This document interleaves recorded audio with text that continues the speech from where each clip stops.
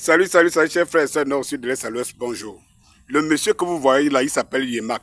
C'est le chef du bureau de Zelensky. À peu près comme chez nous, vous avez le SGPS, donc Secrétariat Général à la Présidence de la République. Cela veut dire que c'est, ou en d'autres circonstances, dans d'autres lieux, le secrétaire particulier ou bien le particulier. De toutes les façons, donc c'est comme le porte-parole de Zelensky. Il s'appelle Yemak. C'est à son tour de monter au créneau et de dire que il faut que cette guerre s'arrête le plus rapidement possible. Qu'il n'est plus possible que cette guerre continue. C'est-à-dire qu'ils appellent de tous les vœux à ce que les gens se mobilisent contre cette guerre. Ils l'appellent et ils supplient. Ils supplient encore. Et il dit que cette deuxième conférence pour la paix doit se tenir au Moyen-Orient. Quelque part au Moyen-Orient, en Asie. Pourquoi Yemak insiste sur le lieu dont la conférence de la paix qu'ils appellent de tout le vœu, qu'ils sont en train de préparer, doit se passer au Moyen-Orient, en Asie. Pourquoi?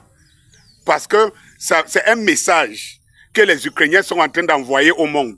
Le message que les Ukrainiens sont en train d'envoyer au monde, c'est que on ne croit plus aux Occidentaux, aux Américains. Le message est clair et tout le monde le sent et le ressent. C'est pour cela que je pense que Zelensky est en danger. Parce que les Occidentaux risquent de le sacrifier. Parce qu'ils comprennent maintenant qu'ils vont se chercher ailleurs. Ils vont se chercher ailleurs. Il sera donc, il est en danger de mort. Et comme Poutine, c'est la politique du crabe. C'est-à-dire qu'on ne t'attaque pas, on ne t'élimine pas, on t'arrête pas des actions.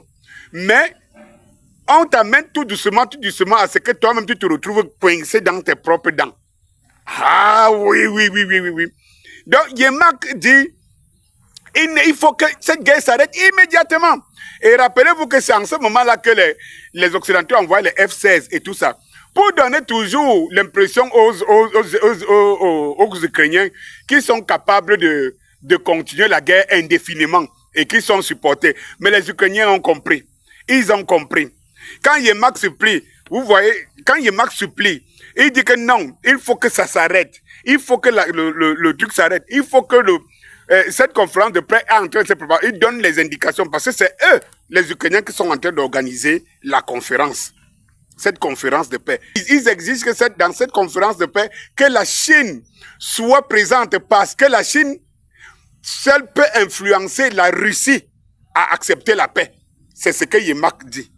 Je dis bien que c'est le porte-parole, comme le porte-parole de Zelensky. Donc ça veut dire que c'est Zelensky qui parle à travers Yemak. Comprenez donc que Yemak conclut en disant qu'il faut que la Chine participe à cette conférence de paix parce que si la Chine a l'influence, peut amener les Russes à la paix. Souvenez-vous lorsque nous nous disions ici, il y a plus de 2 ans lorsque cette guerre a commencé, que Zelensky doit accepter, négocier. Lui-même était partant. Il était partant. Les 3 premiers jours de bombardement, Zelensky a appelé Poutine pour dire que bon, grand frère, on négocie l'affaire là. Johnson, l'anglais, a couru. Zelensky dit non, ne t'inquiète pas et tout. Ils ont corrompu Zelensky. Zelensky a accepté. Tant de morts, comme dit Yemak, il faut qu'on arrête cette effusion de sang. Tant de morts. Et pendant ce temps, qu'est-ce que les Russes y disent? Est-ce que la Russie serait prête à se retirer du Donbass et à revenir aux frontières de 91? La Russie ne peut pas se retirer de la Russie. Non, le Donbass c'était ukrainien. Le Donbass est désormais de jure et de facto russe, tout comme la région de Kherson et Zaporozhye. Donc il n'y a pas de négociation possible? Non, c'est les nouvelles réalités géopolitiques qu'il faut reconnaître. Donc Poutine ne peut pas négocier sur le Donbass. C'est hors de question. Donc c'est l'impasse. C'est hors de question. Aucune paix n'est valable. La seule paix, la seule négociation qui soit valable, c'est celle depuis le départ. Ça veut dire la libération du Donbass. C'est tout. C'est tout. Les Russes, ils n'ont plus d'autre problème. Ils n'ont jamais bougé.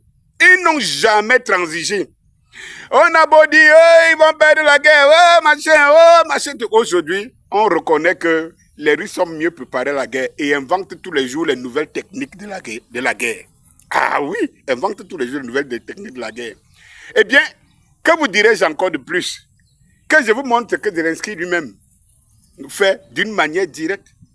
Il supplie, Il veut que le supplice s'arrête. C'est trop dur. Les Ukrainiens, il n'y en a plus. Et la jeunesse, il n'y a plus de jeunesse ukrainienne, sauf celle qui a fui. Il n'y a plus de personnes. Il n'y a plus de paix. Et puis, ils ne font que s'enfoncer.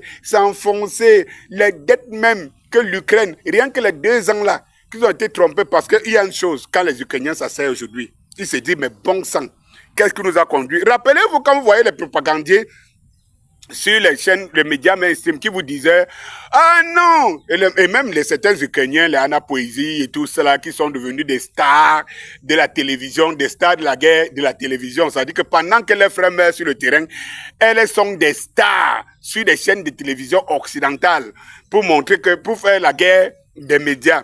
En disant non, même si les Occidentaux ne sont pas là, c'est les Russes accusent les Américains, l'OTAN. Non, c'est les